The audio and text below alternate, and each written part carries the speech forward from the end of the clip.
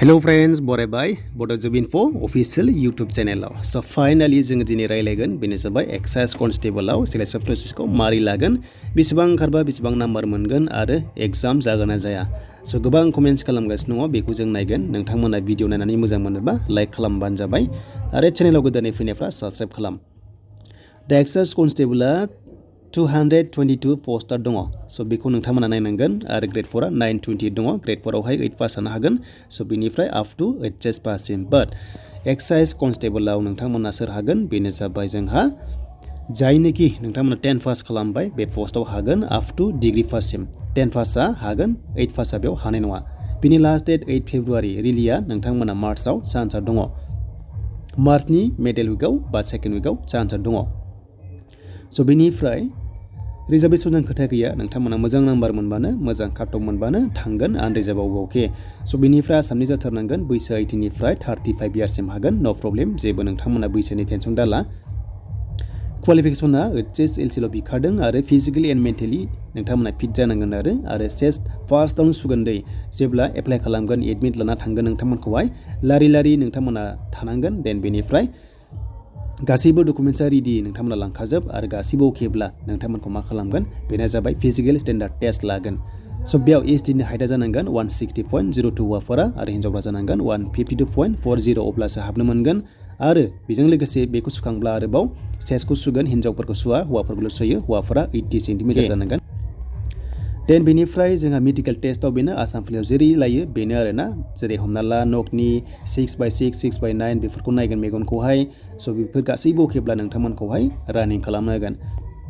स' लोगोफोर फार्स्टआव मा जागोन, बियो रानिं जागोन दे. फार्स्टआव रानिं जागोन. डकुमेन्ट्सआ मा लांनांगोन, हरनांगोन, बेनो जाबाय नै सार्टिफिकेट अफ एज प्रुफ. बे जाबाय एडमिट कार्ड नङाबा सार्टिफिकेट अफ एचएसएलसि नङाब्ला बार्थ सार्टिफिकेटबाबो जागोन. फार्स्ट सार्टिफिकेट मार्कशिट नोंथांमोना लांनांगोन मोननैखौबो. एमप्लयमेन्ट एक्सचेन्जखौ लांथारनांगोन, बे गैयाब्ला जानाय नङा. बेनिफ्राय कास्ट सार्टिफिकेट लांफाथारनांगोन. एनसिसि दङब्ला मोजां, गैयाब्लाबो जेबो नङा, इलिजिबल जाखायो. स' बेनिफ्राय बेयाव बुंदों मोनसे मोजां बाथ्रा, जुदि सासे केन्डिडेटआनो मोननै मोनथाम जायगायाव खारनानै हमजायोब्ला बियो अन दा स्पट रिजेक्ट जागोन, नोङो रिजेक्ट जाजोबगोन. ओंखायनो बे खामानिखौ दा माव. मेल एड्रेस, एक्टिभ मेल एड्रेस, मबाइल नाम्बार बेखौ नांथारगोन. बेखौ ला जाहाथे नोंखौ कन्टेक्ट खालामनो हायो.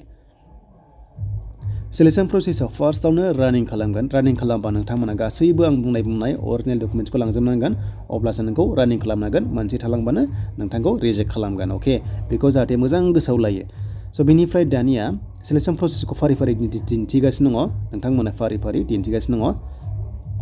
सेलेक्शन प्रसिडिउरा बेनो आरो फार्स्टआव डकुमेन्ट्स नायगोन, फिजिकेल टेस्ट लागोन, बेनिफ्राय नोंथांमोनखौहाय लास्टआव एग्जाम लागोन. स' फिजिकेलाव बेसेबां लागोननो, दा फिजिकेलाव नोंथांमोनखौ लागोन, बेनो जाबाय हौवाफ्रा अनलि 1600 मिटार्स खारनांगोन, बेनिफ्राय हिन्जावफोरा 800 मिटार्स खारनांगोन.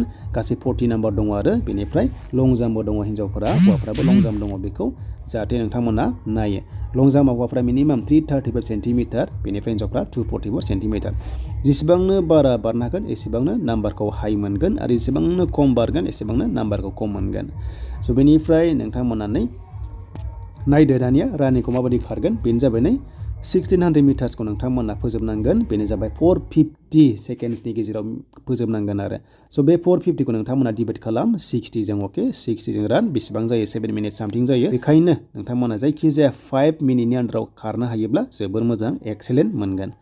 स' बेनिफ्राय जुदि रानिं फार्स्ट जायोबा मा, स' रानिं फार्स्ट जायोबा नोंखौहाय लं जाम्प लागोन. अके, लं जाम्प मिनिमाम 335 सेन्टिमिटार, खमानो आरो. खनथाम चान्स मोनो, खनथामाव नोङो फाउल खालामनो मोना. जुदि खनथामबो फाउल जायोबा नोङो रिजेक्ट जागोन, माने चान्स गैला आरो. बाट बारनायाव जेसेबांनो खनथामावहाय नोङो गोसोबादि बारनो हागोन, जेसेबांनो हाइस्ट बारनो हागोन एसेखौनो माने बेखौनो लागोन आरो, एसेबांनो लागोन. हमना ला नोङो फार्स्ट बारनायाव 15 फिट बारबाय, सेकेन्ड बारनायाव 16 बारबाय आरो थार्ड बारनायाव 17 बारबा नैबे 17खौ लागोन आरो बे एक्सेलेन्ट थांबाय आरो. बे 20आव 20 मोनसिगोन. अके, बे जाबायना. स' बेनिफ्राय हौवाफोर हिन्जावफोर बारनांगोन आरो नोंथांमोना बेखौ बारनाय दङ. स' बेनिफ्राय जों फैनोसै दानिया रानिंआव बेनो खम समनि गेजेराव नोंथांमोना खारनो हायोब्ला 20 मोनगोन. सबसे लेट खारोबा 10ल' मोनगोन आरो हौवाफोर हिन्जावफोर एखे. स' बेनिफ्राय दानिया एग्जाम.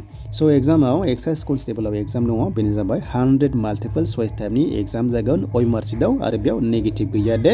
स' बेनिफ्राय नोंथांमोननि एग्जामनि मार्क्सआ अनलि 50. साबजेक्टआ maths, English, logical reasoning, mental ability, Assam history, geography, polity, economy, general awareness जिके आरो कारेन्ट एफेयार्सखौ नोंथांमोना नायनांगोन बर'जों एग्जाम लिरनो मोनगोन स' बेनिफ्राय सिलेक्सन प्रसेसा गासै 100 मार्क्सनि जागोन एनसिसिआव गासै 5 दङ मेक्सिमाम स' बेनिफ्राय नायदो सिलेक्सन प्रसेसा मा स' नायदो सिलेक्सन प्रसेसा गासै 100नि लास्टआव अरेल टेस्टबो दङ 5नि नोंथांमोना बेखौ मोनबानो साख्रि मोननाय जासिगोन आरो दा बेनोमोन एक्साइज कनस्टेबलनि नोंथांमोना बेबो पुलिसजों सेम माने बे जाबाय पुलिसानो एक्साइज पुलिस आरो एक्साइज पुलिस अके माने जौ हमग्रा पुलिस दा बेनोमोन दिनैनि सिलेक्सन प्रसेस